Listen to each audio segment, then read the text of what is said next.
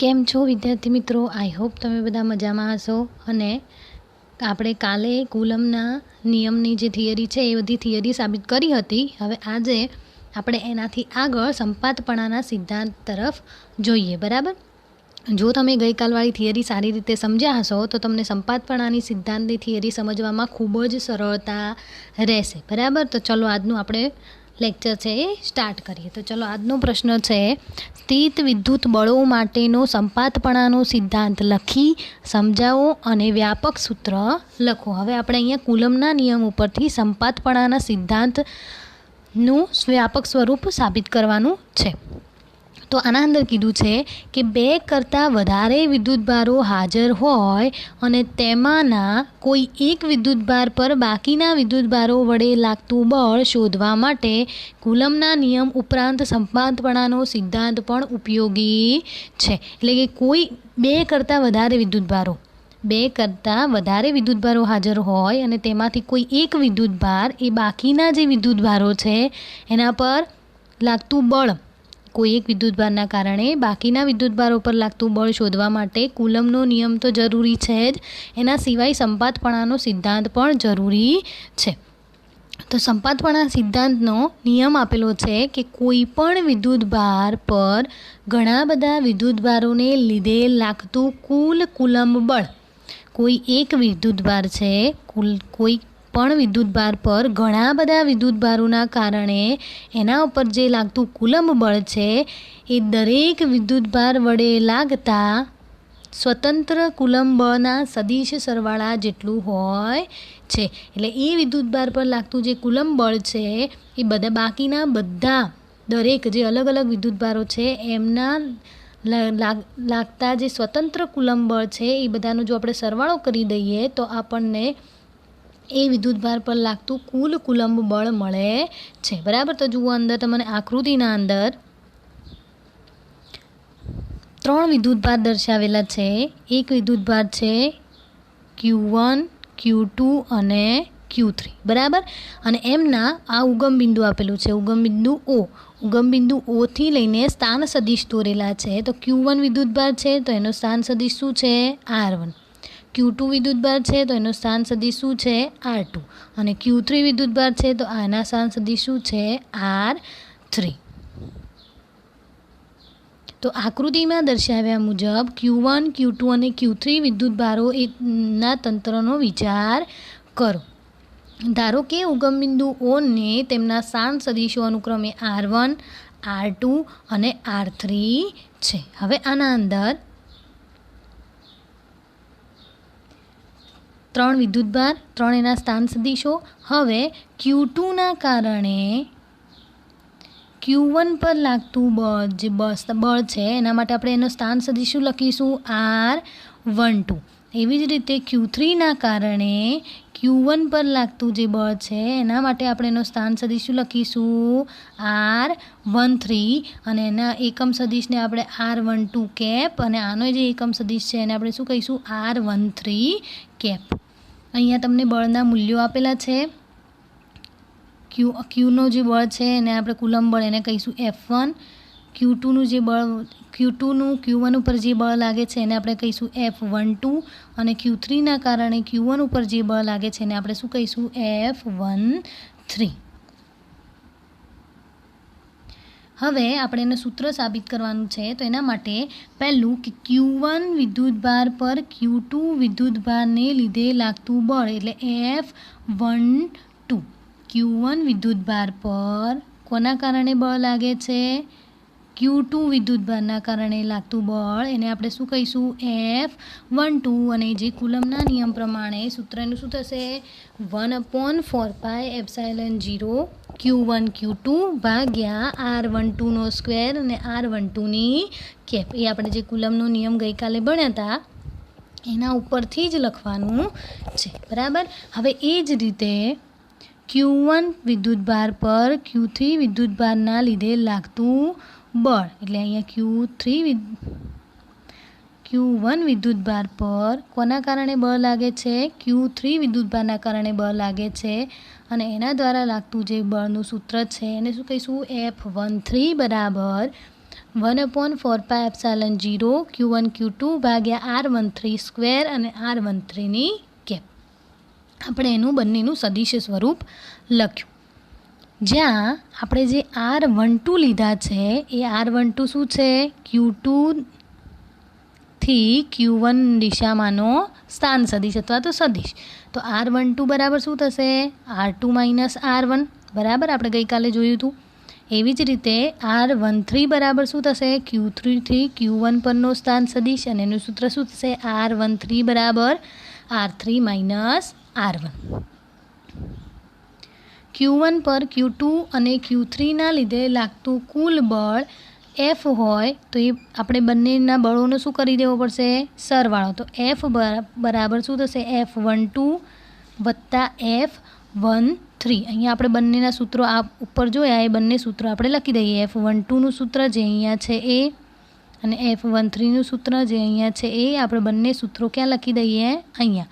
તો F12 બરાબર શું હતું? 1/4πε0 Q1 Q2 ભાગ્યા R12નો સ્ક્વેર અને R12ની કેપ, પ્લસ 1/4πε0 Q1 Q3 ભાગ્યા R13ની સ્ક્વેર ઇન્ટુ R13ની કેપ.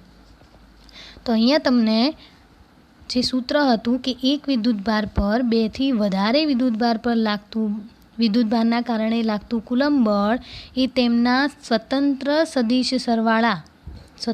સદિશના સરવાળા રૂપે આપણને મેળવી શકીએ છીએ. બરાબર. હવે ધારો કે આપણે અહીંયા 2 વિદ્યુતભાર લીધા, એવા 2 થી વધારે જો વિદ્યુતભાર હોય, 2 થી એટલે અથવા તો 3 કરતાં વધારે વિદ્યુતભારોના લીધે એક વિદ્યુતભાર પર લાગતા બળોનું પરિણામી બળ વ્યાપક રૂપે આપણને આકૃતિના અંદર આપેલું છે. આના અંદર આપણે 3 કરતાં વધારે વિદ્યુતભાર લીધેલા છે. અહીંયા ઉગમ બિંદુઓ આપેલું છે. કેટલા વિદ્યુતભાર છે? અહીંયા જે છે Q1 વિદ્યુતભાર છે, Q2, Q3, Q4 અને Q5, અને એના કારણે લાગતા બળો જે આપણને સામે આપેલા છે F1 બરાબર Q2 છે તો એની સામે શું આવશે? F12. Q3 છે તો એની સામે શું આવશે? F13. Q4 તો અહીંયા F14 અને Q5 તો અહીંયા આવશે F15. હવે વ્યાપક રીતે જો Q1, Q2, Q3 up to Qn એટલે n જેટલા જો વિદ્યુતભારો હોય અને એને તંત્રમાં Q1 પર બાકીના વિદ્યુતભારોને કારણે લાગતું બળ એના શોધવા માટે આપણે શું કરવું પડશે? બધા જે બળ છે એમનો શું કરવો પડે? સદિશ સરવાળો કરવો પડે. તો અહીંયા આપણે F1 બરાબર એટલે Q1 વિદ્યુતભાર પર લાગતું કુલંબ બળ F1 બરાબર બધાનો શું કરી દઈશું? સરવાળો. તો F12, F13 વત્તા F14 અપ ટુ ક્યાં સુધી? Fn સુધી, કારણ કે n વિદ્યુતભારો આપણે અહીંયા લીધેલા છે. જેમ ઉપર આપણે કુલંબ બળની કિંમતો મૂકી એવી રીતે અહીંયા પણ આપણે એનું સૂત્ર મૂકીશું, પરંતુ આ બધા સૂત્રના અંદર 1/4πε0 એ બધાના અંદર શું આવે છે? સામાન્ય આવે છે. તો એને આપણે કૌંસની બહાર કાઢી દઈશું. તો અંદર ખાલી શું વધશે? બધાના અંદર 1/4πε0 આવવાનું છે, એટલે આપણે એને સામાન્ય કાઢી દીધું, કારણ કે આપણે વારંવાર એને લખવું ના પડે. તો કૌંસના અંદર શું આવશે? Q1 Q2 ભાગ્યા R12નો સ્ક્વેર અને R12ની કેપ. એવી જ રીતે ક્યાં સુધી આવશે? n સુધી. બરાબર. હવે હજુ પણ આ જે પદ છે એ પદના અંદર હજુ પણ કંઈક એક અંક છે જે સામાન્ય નીકળે છે. ચલો જુઓ એ કયો અંક છે જે સામાન્ય નીકળે છે? તો એ છે Q1, કારણ કે Q1 છે એ બધાના પદના અંદર આવે છે. જુઓ અહીંયા પણ છે Q1, અહીંયા પણ છે Q1 અને અહીંયા પણ છે Q1. તો આપણે Q1ને શું કરી દઈએ? સામાન્ય કાઢી દઈએ. તો એ Q1ને આપણે સામાન્ય કાઢી દીધા. બરાબર. તો હવે સામાન્ય શું નીકળ્યું? Q1 ભાગ્યા 4πε0 Q અને કૌંસના અંદર બધા Q1 છે એ શું થઈ જશે? બહાર નીકળી જશે. હવે અહીંયા આપણે શું કરેલું છે? બધાનો સરવાળો કરેલો છે. તો એ બધાનો સરવાળો છે એને આપણે શાના રૂપમાં લખી શકીએ? સમેશનના રૂપમાં લખી શકીએ. તો Q1 ભાગ્યા 4πε0 એ તો છે જ, એના કશું ફરક પડશે નહીં. અને આ બધાનો આપણે શું કરવાનો છે? સરવાળો. તો એને આપણે સામાન્ય રીતે સમેશનવાળા પદમાં લખી શકીએ. तो સમેશન I બરાબર શું થશે 2 થી n, 1 થી n નહીં થાય, શું થશે 2 થી n. કેમ? કારણ કે અહીંયા આપણને શું મળે છે 2 થી ચાલુ થાય, 2 3 4 એવી રીતે n સુધી. એટલે અહીંયા શું થશે I બરાબર 2 થી n. ઉપર શું આવશે QI, કે જ્યાં આગળ આપણે આઈની કિંમત મૂકતા જઈશું તો આપણને ધીમે ધીમે એક એક પદ મળતા જશે. અને નીચે શું આવશે R1, 1 તો બધાના અંદર કોમન છે અને I છે અને સ્ક્વેર, બરાબર. તો આઈની જગ્યાએ આપણે 2 3 4 5 એ રીતે મૂકી શકીએ. અહીંયા 1 આવશે નહીં, 2 થી ચાલુ થશે, 2 થી n સુધી. સામાન્ય રીતે સમાંતર બાજુ ચતુષ્કોણના નિયમ પરથી સદિશ સરવાળો મેળવાય છે અને સમગ્ર સ્થિત વિદ્યુતશાસ્ત્ર એ મૂળભૂત રીતે કુલમના નિયમ અને સંપાતપણાના સિદ્ધાંતનું જ પરિણામ જોવા મળે છે. તો આ થયો આપણે સંપાતપણાનો સિદ્ધાંત. પહેલું જે સ્ટાર્ટિંગ છે એ સ્ટાર્ટિંગના અંદર આપણે 3 વિદ્યુતભાર લીધા અને એના કારણે આપણને જે લાગતું જે બળ છે એના સદિશ સરવાળા રૂપે અહીંયા મળ્યું. હવે એના પછી 3 કરતાં વધારે વિદ્યુતભાર લીધા અને એ બધાનો સરવાળો કરી અને એનું આપણે વ્યાપક સ્વરૂપ મળ્યું છે અહીંયા, બરાબર. તો આ થયો સંપાતપણાનો સિદ્ધાંત કે કોઈ પણ વિદ્યુતભાર પર ઘણા બધા વિદ્યુતભારોને લીધે લાગતું કુલ કુલંબ બળ એ દરેક વિદ્યુતભાર વડે લાગતા સ્વતંત્ર કુલંબ બળના સદિશ સરવાળા જેટલું હોય છે. શોર્ટ ક્વેશ્ચન છે.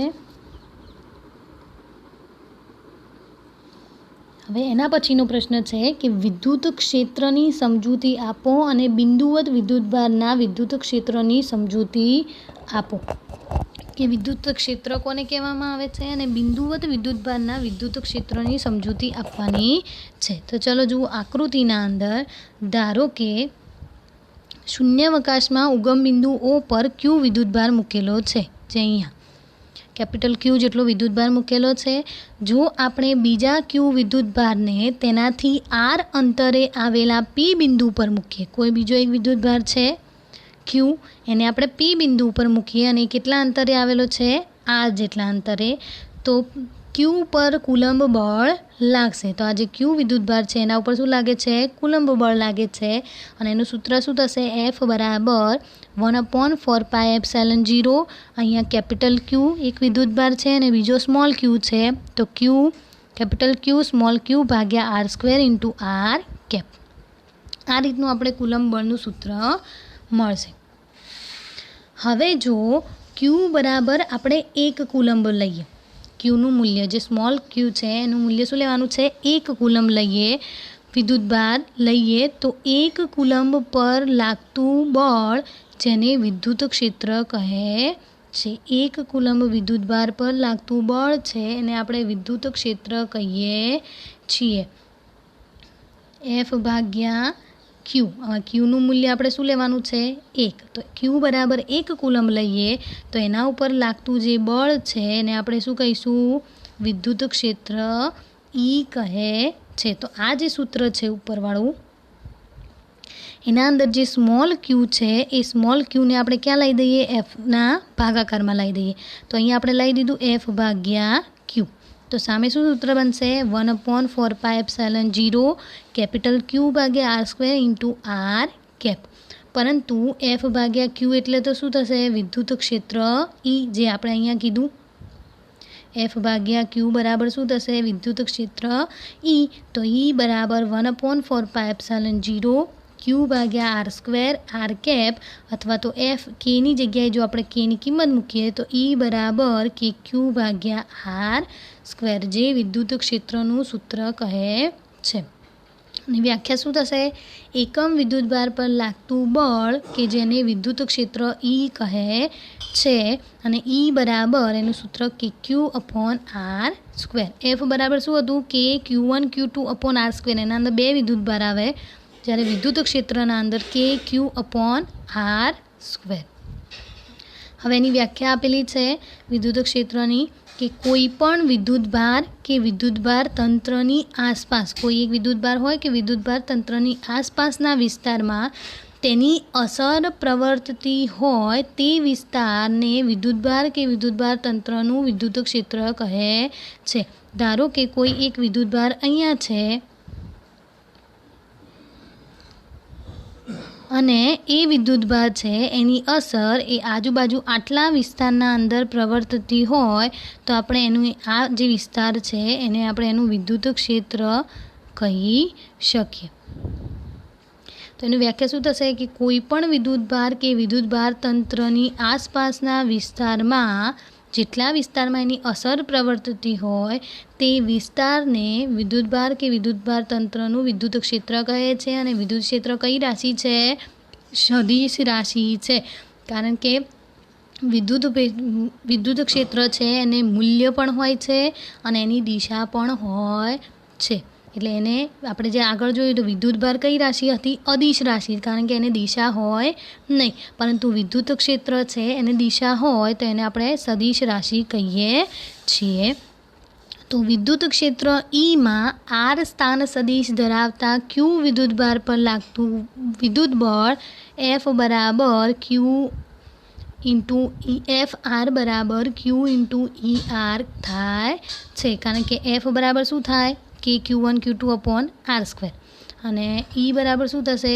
કે Q અપોન આર સ્ક્વેર. અને આગળ Q લખી દઈશું તો સામે બંને સમાન થઈ જશે. જેમ કે એફ બરાબર શું થશે? કે Q1 Q2 upon R square. અને સામે આપણે શું કીધું? Q. અને ઈનું સૂત્ર શું મળ્યું? કે Q અપોન આર સ્ક્વેર. આને Q1 કહી દો અને Q2 કહી દો તો બંને સૂત્રો કેવા થઈ ગયા? સમાન થઈ ગયા. એટલે આપણે એ સૂત્ર ઉપરથી એને લખી શકીએ. વિદ્યુત ક્ષેત્ર ઈને વિદ્યુત ક્ષેત્રની તીવ્રતા પણ કહે છે. વિદ્યુત ક્ષેત્રની તીવ્રતાની વ્યાખ્યા આપેલી છે કે કોઈ પણ વિદ્યુતભાર કે તેના તંત્રની આસપાસના વિસ્તારમાં કોઈ બિંદુ પાસે મૂકેલો એકમ ધન વિદ્યુતભાર પર લાગતા વિદ્યુત બળને તે વિદ્યુતભાર તંત્રનું વિદ્યુત ક્ષેત્ર અથવા તો વિદ્યુત ક્ષેત્રની તીવ્રતા કહે છે. કે કોઈ એક વિદ્યુતભાર મૂકેલો છે અને એના આસપાસના વિસ્તારના અંદર કોઈ બિંદુ પાસે મૂકેલો એકમ ધન વિદ્યુતભાર પર લાગતા વિદ્યુત બળને તે તંત્રનું વિદ્યુત ક્ષેત્ર અથવા વિદ્યુત ક્ષેત્રની તીવ્રતા કહે છે. વિદ્યુત ક્ષેત્રની તીવ્રતાનો એસઆઈ એકમ શું થશે? ન્યૂટન પ્રતિ કુલમ અથવા તો વોલ્ટ પ્રતિ મીટર. વિદ્યુત ક્ષેત્રની તીવ્રતાનો એસઆઈ એકમ શું થશે? ન્યૂટન પ્રતિ કુલમ અને વોલ્ટ પ્રતિ મીટર. અને એનું પારિમાણિક સૂત્ર શું થશે? M1 L1 T-3 અને A-1. બરાબર. તો આ થઈ આપણે વિદ્યુત ક્ષેત્રની સમજૂતી અને એનું સૂત્ર. બરાબર. તો એનું સૂત્ર શું થશે? એફ બરાબર ઈ બરાબર કે ક્યુ અપોન આર સ્ક્વેર.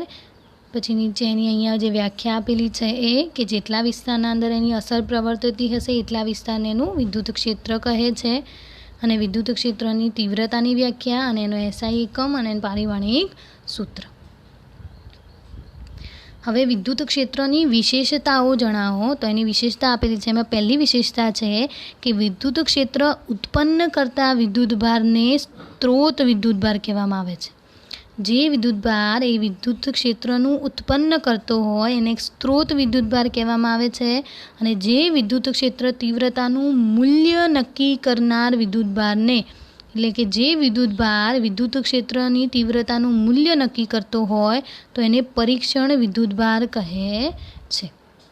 તો આમાં બે આવશે: સ્ત્રોત વિદ્યુતભાર કે જે વિદ્યુત ક્ષેત્રનું ઉત્પન્ન કરતો હશે, અને બીજો પરીક્ષણ વિદ્યુતભાર કે જે વિદ્યુત ક્ષેત્રની તીવ્રતાનું મૂલ્ય નક્કી કરે છે. સ્ત્રોત વિદ્યુતભારની નજીકના પરીક્ષણ વિદ્યુતભાર મૂકતા સ્ત્રોત વિદ્યુતભાર જે છે એની નજીકમાં જો આપણે કોઈ પરીક્ષણ વિદ્યુતભાર મૂકતા તેની વચ્ચે વિદ્યુત બળ લાગે, તેથી સ્ત્રોત વિદ્યુતભાર ખસવાનો પ્રયત્ન કરશે, પરંતુ તે ખસે ન ખસે તે માટે પરીક્ષણ વિદ્યુતભાર અવગણી શકાય તેવો હોવો જોઈએ. એટલે કે પરીક્ષણ વિદ્યુતભાર એ ખૂબ જ સૂક્ષ્મ હોવો જોઈએ કે જેથી સ્ત્રોત વિદ્યુતભાર પર સૂક્ષ્મ બળ લાગે એટલે ખૂબ જ નાનું બળ લાગે પણ એફ ભાગ્યા ક્યુનો ગુણોત્તર નિશ્ચિત બને અને વિદ્યુત ક્ષેત્ર ઈ બરાબર લિમિટ ક્યુ ટેન્સ ટુ 0 એફ ભાગ્યા ક્યુ વડે વ્યાખ્યાયિત કરી શકાય.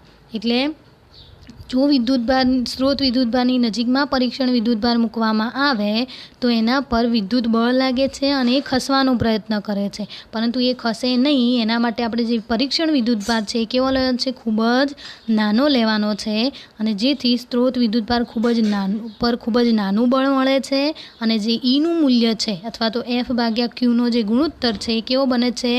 નિશ્ચિત બને છે. અને વિદ્યુત ક્ષેત્રને આપણે ઈ બરાબર લિમિટ ક્યુ ટેન્સ ટુ 0 એફ ભાગ્યા ક્યુ વડે વ્યાખ્યાયિત કરી શકીએ છીએ. એનો મતલબ કે વિદ્યુત કુલ જે ક્યુનું મૂલ્ય છે એ 0ની ખૂબ જ નજીક લીધેલું છે. ક્યુ ટેન્સ ટુ 0 એટલે ક્યુનું મૂલ્ય કેવું લીધેલું છે? ખૂબ જ નજીક લીધેલું છે. હવે બીજો જોઈએ કે સ્ત્રોત વિદ્યુતભાર વડે ઉદ્ભવતું વિદ્યુત ક્ષેત્ર પરીક્ષણ વિદ્યુતભારના પદમાં વ્યાખ્યાયિત થતું હોવા છતાં વિદ્યુત ક્ષેત્ર એ પરીક્ષણ વિદ્યુતભારની સ્વતંત્ર હોય છે. એટલે આપણે જ્યારે વિદ્યુત ક્ષેત્રનું સૂત્ર લઈએ છીએ ઈ બરાબર કે ક્યુ અપોન આર સ્ક્વેર, આના અંદર જે આ વિદ્યુતભાર લીધેલો છે એ કયો વિદ્યુતભાર છે? સ્ત્રોત વિદ્યુતભાર કે પરીક્ષણ વિદ્યુતભાર? તો એ કયો વિદ્યુતભાર હશે? સ્ત્રોત વિદ્યુતભાર. વિદ્યુત ક્ષેત્ર ઈના સૂત્રના અંદર જે વિદ્યુતભાર છે એ કયો વિદ્યુતભાર છે? સ્ત્રોત વિદ્યુતભાર છે. પરીક્ષણ વિદ્યુતભારના અંદર આપણે એની વ્યાખ્યાયિત કરતા હોવા છતાં તે એ પરીક્ષણ વિદ્યુતભારથી કેવું છે? સ્વતંત્ર છે. કારણ કે એફ ભાગ્યા ક્યુના સમપ્રમાણમાં હોવાથી એફ ભાગ્યા ક્યુનો ગુણોત્તર એ ક્યુ પર આધારિત નથી. એના મતલબ ક્યુ એટલે પરીક્ષણ વિદ્યુતભાર, એટલે એફ ભાગ્યા ક્યુનો ગુણોત્તર એ પરીક્ષણ વિદ્યુતભાર ક્યુના ઉપર આધાર રાખતો નથી. ત્રિપરિમાણિક અવકાશમાં દરેક બિંદુએ વિદ્યુત ક્ષેત્ર અસ્તિત્વ ધરાવે છે. એટલે ત્રિપરિમાણીય અવકાશ હોય તો એના અંદર દરેક બિંદુ એ વિદ્યુત ક્ષેત્ર અસ્તિત્વ ધરાવે છે. ત્રીજું જોઈએ કે ધન વિદ્યુતભાર પરનું વિદ્યુત ક્ષેત્ર એ વિદ્યુતભારની ત્રિજ્યાવર્તી દિશામાં બહારની તરફ જતું હોય એવું હોય છે. જે આકૃતિના અંદર આપેલું છે કે આ કોઈ ધન વિદ્યુતભાર અહીંયા છે અને એ ધન વિદ્યુતભારની વિદ્યુત ક્ષેત્ર રેખાઓ કઈ બાજુ છે? બહારની તરફ, એ ત્રિજ્યાવર્તી દિશામાં બહાર તરફ હોય છે. જ્યારે ઋણ વિદ્યુતભાર હોય તો એમની ક્ષેત્ર રેખાઓ ક્યાં છે? એની અંદર તરફ આવતી હોય છે. હવે ચોથું છે કે સ્ત્રોત વિદ્યુતભારના લીધે પરીક્ષણ વિદ્યુતભાર પર લાગતું બળ તેમની વચ્ચેના અંતર પર આધાર રાખતું હોવાથી વિદ્યુત ક્ષેત્રનું મૂલ્ય પણ અંતર પર આધાર રાખે છે અને તેને અંતરના વર્ગના વ્યસ્ત પ્રમાણમાં હોય છે. એટલે આપણે સૂત્રના અંદર જ લઈએ છીએ ઈ બરાબર કે ક્યુ અપોન આર સ્ક્વેર. તો અને ચાલે છે મૂકીએ તો એ અંતરના કેવા પ્રમાણમાં છે? વ્યસ્ત પ્રમાણમાં હોય છે. એટલે વિદ્યુત ક્ષેત્ર પણ એ અંતરના મૂલ્ય પર આધાર રાખે છે. બિંદુવત વિદ્યુતભારના લીધે ઉદ્ભવતું વિદ્યુત ક્ષેત્ર એ ગોલીય સમમિતિ ધરાવે છે. પાંચમું છે વિદ્યુત ક્ષેત્રમાં કોઈ પણ બિંદુએ મૂકેલો એકમ ધન વિદ્યુતભાર પર લાગતા બળની દિશાને વિદ્યુત ક્ષેત્રની દિશા કહેવામાં આવે છે. એટલે કોઈ પણ વિદ્યુત ક્ષેત્રના કોઈ પણ બિંદુએ મૂકેલા એકમ ધન વિદ્યુતભાર પર લાગતું જે કોઈ બળ છે એ બળ જે દિશામાં લાગશે એ દિશામાં વિદ્યુત ક્ષેત્રની દિશા ગણવામાં આવશે. વિદ્યુત ક્ષેત્રનો ખ્યાલ એ સૌપ્રથમ કયા વૈજ્ઞાનિકે આપ્યો? ફેરેડે નામના વૈજ્ઞાનિકે વિદ્યુત ક્ષેત્રનો નિયમ આપેલો છે. તો આ થઈ વિદ્યુત ક્ષેત્રની વિશેષતાઓ. એના પછી છે કે એન બિંદુવત વિદ્યુતભારોના તંત્રને લીધે કોઈ બિંદુએ વિદ્યુત ક્ષેત્ર માટેનું સૂત્ર મેળવો. આપણે જે આગળ સંપાતપણાનો સિદ્ધાંત ભણી ગયા એના રિલેટેડ જ છે, પણ એના અંદર આપણે કુલંબ બળની વિદ્યુત બળની વાત કરી. અહીંયા આપણે વિદ્યુત ક્ષેત્રની વાત કરવાની છે. તો અહીંયા આકૃતિમાં દર્શાવ્યા પ્રમાણે તમને એક ઉગમ બિંદુ O આપેલું છે અને એના ઉપર અનુક્રમે સાપેક્ષે R1, R2, R3 up to Rn સુધી સ્થાન સદિશો દર્શાવેલા છે. અને એના અંદર કેટલા વિદ્યુતભાર આપેલા છે? અહીંયા જો Q1, Q2, Q3 અને Q4. અહીંયા તમને ઉગમ બિંદુ કોઈ એક P બિંદુ આપેલો છે અને એ બંને વચ્ચેના સ્થાન સદિશ શું થશે? R1P, R2P, R3P અને R4P. હવે જે P બિંદુ છે તો P બિંદુએ આપણે કોઈ એક પરીક્ષણ વિદ્યુતભાર મૂકેલો છે. તો આપણે એના પ્રમાણે સામે વિદ્યુત ક્ષેત્ર પણ લખેલું છે. જો Q1 છે તો Q1ની સામે શું આવશે? E1. Q2 છે તો Q2ની સામે શું આવશે? E2. Q3 છે તો વિદ્યુત ક્ષેત્રની દિશા કઈ બાજુ થશે? ઉપરની આ બાજુ E3. Q4 છે તો એની દિશા કઈ બાજુ થશે? E4. હવે આપણે વિદ્યુત ક્ષેત્રનું સૂત્ર લખીએ.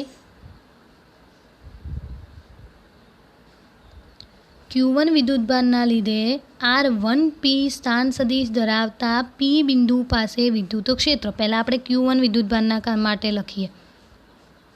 તો એનું વિદ્યુત ક્ષેત્રનું સૂત્ર શું થશે? E1 બરાબર 1/4πε0 Q1 ભાગ્યા એનો સ્થાન સદિશ શું છે? R1P. તો R1Pનો સ્ક્વેર ઇન્ટુ R1Pની કેપ. અને જ્યાં R1P એને શું કહેવાશે? Q1 થી Pની દિશામાંનો એકમ સદિશ.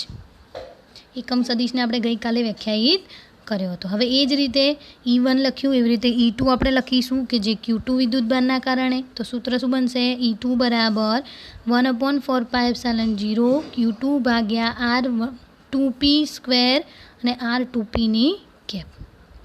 આમ અહીંયા તો આપણે 3-4 જ વિદ્યુતભાર લીધેલા હશે. એવી રીતે ધારો કે કોઈ n વિદ્યુતભાર હોય, જેમ કે Q1 Q2 લખી દીધા, Q3 Q4 Q up to Qn સુધી વિદ્યુતભાર હોય તો તેમના પર લાગતું વિદ્યુત ક્ષેત્ર પણ કેટલું હશે? E3 E4 અને En. તો આપણે આનો બધાનો શું કરવો પડશે? સરવાળો કરવો પડશે. તો અહીંયા આપણે બધાનો શું કરી દીધો? વિદ્યુત ક્ષેત્રનો સરવાળો. તો બધાના સૂત્રો લખી દીધા. અહીંયા થોડીક ભૂલ છે. અહીંયા આ રીતે કરવું પડે plus two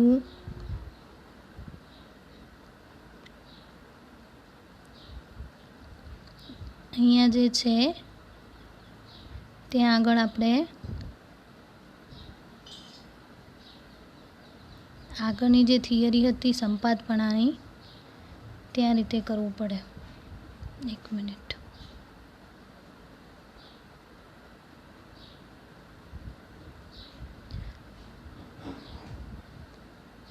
plus two plus અહીંયા એ રીતનું કરવું પડે કારણ કે આપણે n સુધીના સરવાળા કરવાના છે એટલા માટે. તો અહીંયા આપણે શું કર્યું? બધા વિદ્યુત ક્ષેત્રનો સરવાળો કરી દીધો અને બધા વિદ્યુત ક્ષેત્રના જે સૂત્રો હતા એ અહીંયા આપણે મૂકી દીધા. પરંતુ આપણને ખબર છે કે આ બધાના અંદરથી શું સામાન્ય નીકળશે? 1/4πε0. તો એને આપણે સામાન્ય કાઢી દીધા અને આ બધાનો જે સરવાળો છે એને આપણે સમેશન રૂપમાં લખી દીધું. અહીંયા વચ્ચે સમેશન I બરાબર 1 to થી n સુધી અને QI ભાગ્યા RIP સ્ક્વેર અને RIPનો કેપ. જ્યાં આપણે આઈની કિંમત 1 2 3 mn સુધી મૂકતા જઈશું તો આપણને અનુક્રમે આ જે પદો છે એ પાછા મળશે. તો E એક એવી રાશિ છે, સદિશ રાશિ છે અને અવકાશમાં એકથી બીજા બિંદુએ બદલાય છે અને તે સ્ત્રોત વિદ્યુતભારના સ્થાનો પરથી નક્કી કરી શકાય છે. કયા સ્થાનો પરથી? સ્ત્રોત વિદ્યુતભારનું જે સ્થાન છે એના આધારે આપણે એને નક્કી કરી શકીએ છીએ. તો આ થયું n બિંદુવત વિદ્યુતભારોના કારણે લાગતું વિદ્યુત ક્ષેત્રનું સૂત્ર. તો એના માટે આપણે શું કરીશું? પહેલાં E1 લખી દઈશું, E2 લખી દઈશું અને પછી બધાનો શું કરી દેવાનો? સરવાળો કરી અને 1/4πε0 સામાન્ય કાઢી અને સમેશન લગાવી દેવાનું. એના પછી છે કે વિદ્યુત ક્ષેત્રનો ભૌતિક અર્થ આપો. તો વિદ્યુત ક્ષેત્ર વિદ્યુતભારોના તંત્રની આસપાસના અવકાશમાં બિંદુએ વિદ્યુત ક્ષેત્ર એ તે બિંદુએ મૂકેલા એકમ ધન વિદ્યુતભાર પર લાગતું બળ આપે છે. એ તંત્રને કુલ ખલેલ પહોંચાડ્યા સિવાય, એટલે કોઈ પણ તંત્ર આપેલું હોય વિદ્યુતભારોનું અને આસપાસ લાગતું જે વિદ્યુત ક્ષેત્ર છે એ વિદ્યુત ક્ષેત્ર કોણ આપે છે? તો એ એકમ ધન વિદ્યુતભાર પર લાગતું બળ આપે છે. વિદ્યુત ક્ષેત્ર એ વિદ્યુતભારોના તંત્રની શું છે? લાક્ષણિકતા છે. વિદ્યુતભારોના તંત્રની એક લાક્ષણિકતા છે. શું? વિદ્યુત ક્ષેત્ર અને વિદ્યુત ક્ષેત્ર નક્કી કરવા માટે મૂકેલા પરીક્ષણ વિદ્યુતભારથી સ્વતંત્ર હોય છે. જે આપણે આગળ જોયું કે વિદ્યુત ક્ષેત્ર એ પરીક્ષણ વિદ્યુતભારથી કેવું હોય છે? સ્વતંત્ર હોય છે, કારણ કે એના અંદર સૂત્રના અંદર પરીક્ષણ વિદ્યુતભાર આવતો નથી. અવકાશમાંના દરેક બિંદુએ વિદ્યુત ક્ષેત્ર વ્યાખ્યાયિત થાય છે. અવકાશમાંના જેટલા પણ બિંદુઓ છે એ બધા બિંદુએ વિદ્યુત ક્ષેત્ર વ્યાખ્યાયિત આપણે કરી શકીએ છીએ અને એકથી બીજા બિંદુએ બદલાય છે. બધા બિંદુએ સરખું હશે. એક વિદ્યુત ક્ષેત્ર એ સદિશ છે, કારણ કે તે એકમ ધન વિદ્યુતભાર પર લાગતું બળ, અને બળ એ સદિશ છે, કારણ કે બળના ઉપરથી વિદ્યુત ક્ષેત્ર મળે તો બળ એ સદિશ રાશિ છે, તો વિદ્યુત ક્ષેત્ર પણ સદિશ થશે. પ્રવેગી ગતિ કરતા વિદ્યુતભારો છે એ તરંગો ઉત્પન્ન કરે છે. જે પ્રવેગી ગતિ કરતા જે વિદ્યુતભારો હશે એ કેવું શું કરે છે? તરંગો ઉત્પન્ન કરે છે, અને જે પ્રકાશની ઝડપ c પ્રસરે છે. આમ વિદ્યુત અને ચુંબકીય ક્ષેત્રોને વિદ્યુતભારો પરથી તેમની અસર દ્વારા પારખવામાં આવે છે. વિદ્યુત અને ચુંબકીય ક્ષેત્રોને વિદ્યુતભારો પરની તેમની અસરો પરથી પારખવામાં આવે છે. તો આ વિદ્યુત ક્ષેત્રનો ભૌતિક અર્થ થશે. એના પછીના શોર્ટ ક્વેશ્ચન છે તે વિદ્યાર્થી મિત્રો તમારે બધા જાતે સોલ્વ કરવા પડશે. હવે એના પછી છે કે વિદ્યુત ક્ષેત્રની રેખાઓની સમજૂતી આપો અને વિદ્યુત ક્ષેત્રનું માન સમજાવો, કે વિદ્યુત ક્ષેત્રનું મૂલ્ય કેવું હશે. તો વિદ્યુતભાર કે વિદ્યુતભારના તંત્રથી ઉદ્ભવતા વિદ્યુત ક્ષેત્રનું ચિત્રાત્મક સ્વરૂપ એટલે વિદ્યુત ક્ષેત્ર રેખાઓ. કે વિદ્યુત ક્ષેત્ર એક કઈ દિશામાં લાગશે, કઈ દિશામાં સૌથી વધારે હશે, ક્યાં કઈ જગ્યા પર સૌથી વધારે હશે, કઈ જગ્યા પર ઓછું હશે, એનું ચિત્રાત્મક સ્વરૂપ એટલે આપણે જેને આકૃતિ દોરીને બતાવી શકીએ તો એને આપણે એની શું કહીશું? વિદ્યુત ક્ષેત્ર રેખાઓ.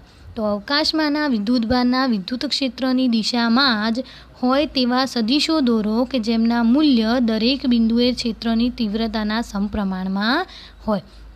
એટલે એવા સદિશો આપણે દોરવાના છે કે જેના અલગ અલગ બિંદુએ આપણે એના અલગ અલગ એની જે ક્ષેત્રની જે તીવ્રતા છે એને કેવા હોય? સમપ્રમાણમાં હોય. બિંદુવત વિદ્યુતભારનું મૂલ્ય E બરાબર KQ/R² હોવાથી જેમ જેમ વિદ્યુતભારોથી દૂર જઈએ તેમ તેમ સદિશ નાના થતા જાય છે, કારણ કે વિદ્યુત ક્ષેત્ર છે કોના ઉપર આધાર રાખે છે? અંતર ઉપર. અને અંતર છે એ કેવા પ્રમાણમાં છે? વ્યસ્ત પ્રમાણમાં. એટલે આપણે જેમ જેમ એ બિંદુવત વિદ્યુતભારથી દૂર જઈશું એમ એમ સદિશ નાના થતા જાય છે. એનો મતલબ કે વિદ્યુત ક્ષેત્રની તીવ્રતાનું મૂલ્ય ધીમે ધીમે ઘટતું જાય છે અને હંમેશા ત્રિજ્યાવર્તી દિશામાં જ હોય છે. જો ધન વિદ્યુતભાર હોય તો બહાર તરફ અને જો ઋણ વિદ્યુતભાર હોય તો અંદરની તરફ ક્ષેત્ર રેખાઓ જોવા મળશે. જે આકૃતિના અંદર આપણને અહીંયા આપેલું છે કે ધન વિદ્યુતભારની ક્ષેત્ર રેખાઓ ક્યાં છે? બહારની બાજુ, અને ઋણ વિદ્યુતભારની ક્ષેત્ર રેખાઓ કઈ બાજુ આપેલી છે? અંદરની બાજુ. અને જેમ જેમ આપણે અંતરથી દૂર જઈશું એમ એમ વિદ્યુત ક્ષેત્રની જે તીર જે છે એ તીર કેવા થતા જાય છે? નાના થતા જાય છે. અને એ નાના થવાનો એનો મતલબ કે ત્યાં આગળ વિદ્યુત ક્ષેત્રની તીવ્રતા ઓછી થતી જાય છે. આકૃતિમાં દરેક તીરના પુચ્છ પર મૂકેલા એકમ ધન વિદ્યુતભાર પર લાગતું બળ એટલે તે બિંદુ આગળની વિદ્યુત ક્ષેત્રની તીવ્રતા દર્શાવે છે. એટલે તીર જે છે એ આપણને અહીંયા આ રીતે આપેલું હોય કે અહીંયા કોઈ એક વિદ્યુતભાર મૂકેલો હોય અને જે સદિશ છે એની વિદ્યુત ક્ષેત્રની તીવ્રતા દર્શાવે છે. આ તીરો જે છે તીરને બધાને જોડીને એક સદિશ સ્વરૂપે દર્શાવી શકીએ છીએ, જે બિંદુવત વિદ્યુતભાર માટે અનંત મળે છે. વિદ્યુતભારના ક્ષેત્રનું મૂલ્ય વિદ્યુત ક્ષેત્ર રેખાઓની ગીચતા દ્વારા દર્શાવવામાં આવે છે. એટલે કે જ્યાં આગળ વિદ્યુત ક્ષેત્રની ગીચતા વધારે હશે ત્યાં એનું મૂલ્ય કેવું હશે? વધારે. જેમ જેમ દૂર જઈશું એમ એનું ગીચતા ઓછી થતી જશે અને ત્યાં વિદ્યુત ક્ષેત્રની તીવ્રતા ઓછી મળશે. તો વિદ્યુતભારની નજીક વિદ્યુત ક્ષેત્ર કેવું હોય છે? પ્રબળ હોય છે. એટલે અહીંયાના ભાગમાં જે હશે એનું મૂલ્ય કેવું હશે? સૌથી વધારે. અને વિદ્યુત ક્ષેત્રની ઘનતા પણ ત્યાં આગળ કેવી હશે? વધારે હશે. એટલે કે નજીકના નજીક છે જ્યારે વિદ્યુતભારથી દૂર ક્ષેત્ર નબળું હોય છે અને ક્ષેત્રરેખાઓની ઘનતા પણ ઓછી થતી જાય છે અને તેથી કેવી હોય છે એ દૂર દૂર હોય છે. તો નજીકમાં તે ક્ષેત્રરેખાઓ પ્રબળ હશે. જેમ જેમ દૂર જઈશું એમ વિદ્યુત ક્ષેત્રની તીવ્રતાનું મૂલ્ય ધીમે ધીમે ઘટતું જાય છે. તો ચલો આટલા સુધી રાખીએ વિદ્યાર્થી મિત્રો. બધા પ્રશ્નો તમારે જાતે ઘરે લખી અને તૈયાર કરતા રહેવાનું.